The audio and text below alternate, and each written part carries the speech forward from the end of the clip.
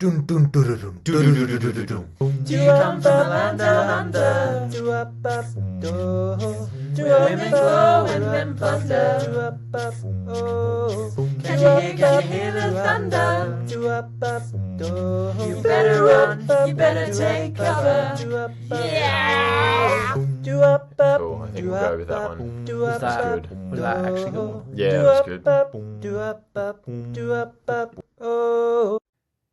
Ahoy and welcome back to the Aussie Corner. This week, I am Seve Campo, joined by co-host Bentley Walker-Broose.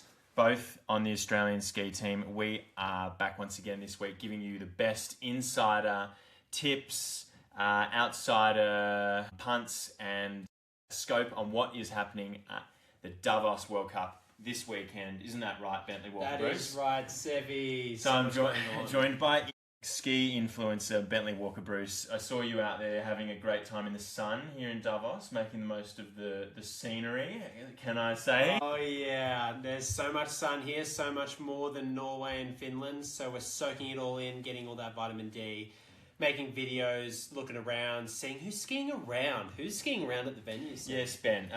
Who have you seen in Davos this week? Who can we expect to see on the start list this week? Teams, individuals, who's caught your eye? I know today I certainly saw a few people skiing around, doing their laps that they needed to do for preparation for their races. Mannix Silva was one of them. He's looking quick. He could be quite dangerous in the sprint, I think, this season. Tell us a little bit about Mannix. Which country does he compete for? Where does he live? Who does he train with? Mannix actually trains with the Spanish team, but he's from Brazil. He's been around for quite a while now. I've been seeing him on the circuit for quite a few years. But I think he's really made some steps in his training and in his racing this season. I know. Even Jimmy Clunier pointed out Mannix earlier today. He said he's a little bit worried Mannix might pip him for the top 30 this weekend. So we'll have to wait and see what goes on there. Now, next, I've seen the Armenian team rock up, Spartak. Spartak, my friend from Armenia. He could also be quite dangerous in a 10k race. I hear there's skating specialists in Armenia. We know Mikhailian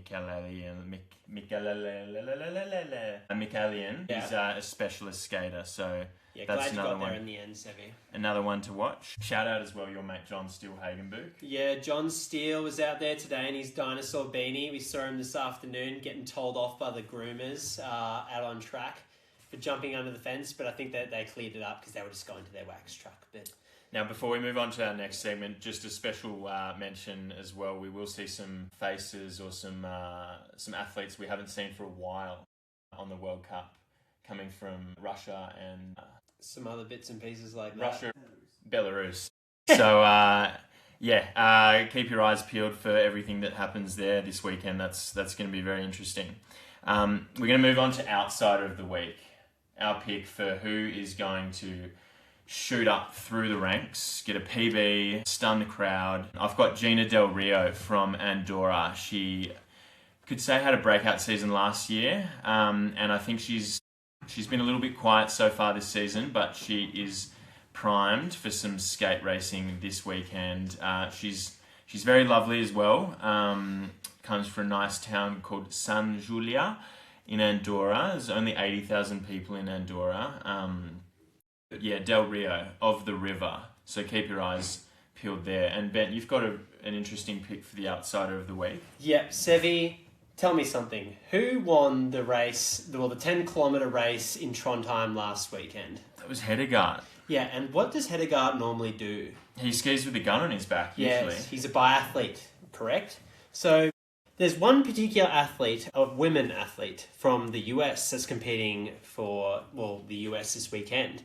Her name is Lucy Anderson. Okay, and she tell me is more. a full-time biathlete. So Wow. I'm thinking in the women's field, it'd be interesting if we had the women's biathlon side also starting to dominate the skating legs of our World Cup season. I think the stage is set for Lucy Anderson to extend the discussion on are biathletes actually quite good at skiing as well. I know for a fact she did race a bit in college for UNH. How good is she? So, Can you give us in a 7.5k skate, she could be quite deadly. Can race she the hold World on Cup? for the full 10? I don't know, but I have faith. I have faith in our little biathletes of the world. And She's I raced think that World she Cup will or- crush. Yes, she has raced World Cup for the US. Okay. Yeah, there's enough downhill in this course to simulate a biathlon shooting range. My second outsider for the week in the men's side is Boris Stanish. Yeah, can he make it to the Olympics? I've got him at 10-1. Bentley? Yeah, look, I've seen it all year. I've seen the biathlon. I've seen the shooting. I've seen the Project 509. Who knows whether 509 is enough? But I think he could be fast. He was looking good at the start of the season. Maybe kind of mellowed out a little bit now, but he could lift that up again. We're behind Boris, but we're also very much looking forward to Project 14,005 something. Yeah, maybe 14,060, something like that, yeah. No, best of luck to our fellow Australian comrade Boris in the biathlon IBU Cup. Now we'll move on to our Aussie corner predictions. Here we're predicting who will win, challenge for the final here in Davos for the World Cup this weekend. We've got a team sprint, skate individual sprint on Saturday, and a 10K individual skate on Sunday. So my pick for the team sprint is the Swiss team going to go strong again. Last year they came second and third, men's and women's respectively. I think the home crowd really add an extra dimension for them here. So I'm going to go both of them on the podium this weekend. Oh wow!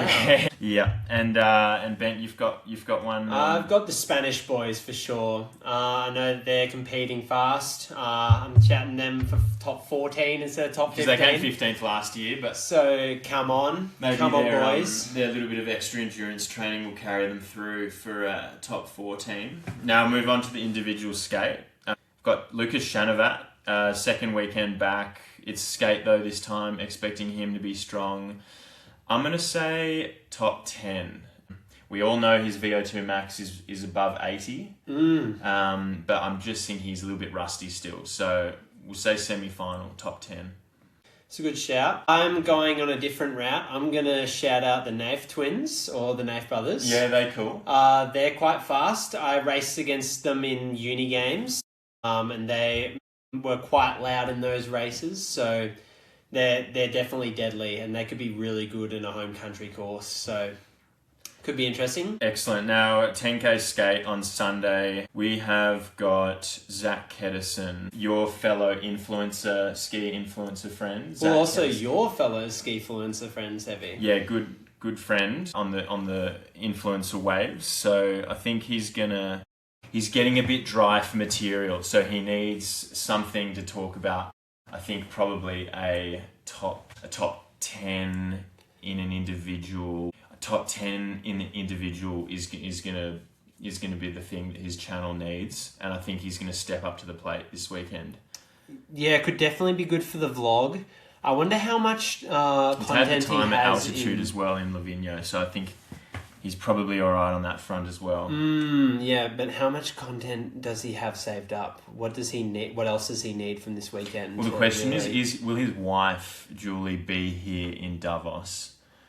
That'll play into it, whether he's got someone to film. Yeah, someone to push him that little bit extra as well. So, secondly, for the 10K skate, I've got Maria Gismondi, the Italian. She came 6th in Trondheim in the 10K skate. She's from Rome, so the capital of Italy, which you wouldn't think is a skiing hub in Italy, but they do have a little mountain range just an hour outside of Rome. So apparently she learnt to ski there and has since moved up to Val di Fiemme, where she trains the Norwegian method. Loves training, apparently. Loves all the bike riding, interval stuff. So I think her fitness will come through. I'm going to go another top 10 finish for Gismondi. She's always on the telephone as well. She's maybe talking to her mother and tell her how she's going. Yeah, I believe Do you think she's on the phone to her mum or? Maybe, could be. Good. Ben, did you have a pick for the 10K skate? I'd say, Any of the Norwegians? I love seeing 7 Norwegians in the top 10. It's always good for the sport to see so many people in red in the front and then everyone else in the boot. But I know, same kind of pick as before. John Steele, he's a mean skate skier, especially in a 10K. I've seen him do some serious damage in some relay legs and some other bits. And this is the kind of course that he would love. Just absolutely smash yourself to bits and then just hold on for dear life. So, John Steele, don't let me down. Come on. I think I'm going to just touch on that story of Andreas Fionri, the Norwegian. Just missed out on the win last week in Trondheim. He slammed his pole on the ground to show that frustration, which I love to see that emotion. And Einar Hedegaard was on the Instagram live stream, just put his face in front of the camera, like immediately after he came second.